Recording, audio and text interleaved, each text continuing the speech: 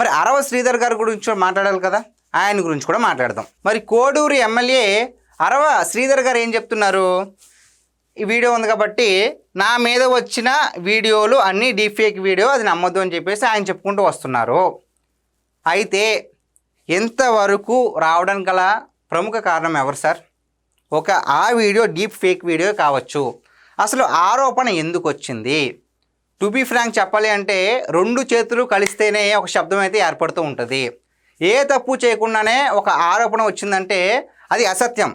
వాస్తవానికి మొత్తానికి మీరు కూడా క్లోజ్ అయితేనే ఆవిడ కూడా ఈ విధంగా వచ్చి మరి వైసీపీ వాళ్ళకి ఒక పాయింట్గా దొరికింది ఇంతలాగా, మరి వాళ్ళ సోషల్ మీడియా మెయిన్ స్ట్రీమ్ మీడియాలో అంతలాగా కలిసి మెల్లేసి కుదుపు కుమ్మేస్తున్నారు అంటే ఏదో ఒకటి ఉంటుంది కదా. అయితే మీరు మీ రాజకీయ ప్రస్తావనకు వస్తే కనుక ఒక ఎమ్మెల్యేగా, జనసేన ఎమ్మెల్యేగా అంటే ఒక లిస్టు ఇచ్చిన తర్వాత మీ గురించి తెలియని వాళ్ళు చాలామంది ఉన్నారు సార్. మీకు ఒక మంచి అవకాశం వచ్చింది. మరి జనసేన అధినేత పవన్ కళ్యాణ్ గారు మిమ్మల్ని నమ్మి ఒక మంచి అవకాశం ఇచ్చారు, సరిగ్గా పరిపాలించండి అని చెప్పేసి. చాలా మంచి, అంటే ఆ ఛాన్స్ కోసం చాలామంది ఎదురు చూస్తుంటారు. ఎందుకంటే మరి ఎవరైనా సరే ఎమ్మెల్యేగా పోటీ చేసి అందులోనూ మరి జనసేన దాంట్లో ఉండాలంటే ఎవరైనా సరే అయ్యో నాకు ఈ ఛాన్స్ రాలేదే అని చెప్పేసి చాలామంది ఫీల్ అవుతూ ఉంటారు. మీకు ఆ ఛాన్స్ వచ్చింది, రావడమే కాదు మీరు గెలిచారు. అది మీరు చేసింది ఏంటి సార్? ఒక ఆరోపణ, ఒక్క ఆరోపణ చాలు.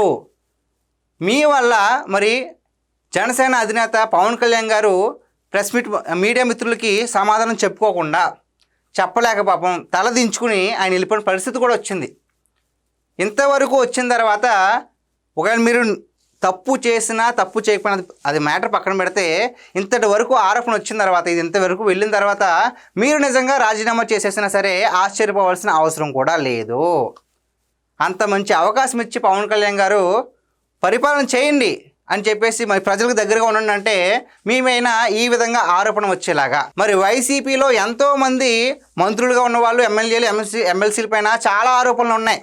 వాటి గురించి కూడా ఎప్పుడు జగన్మోహన్ రెడ్డి గారు మాట్లాడలేదు. కానీ మీ గురించి ఆయన ఒక ప్రెస్ మీట్ పెట్టి మీ గురించి ప్రస్తావించడం అంటే ఇంకా దానికంటే ఇంకేం చెప్పలేము. ఇంకా అంతవరకు కూడా మీరు తీసుకెళ్లారు ఈ విషయాన్ని.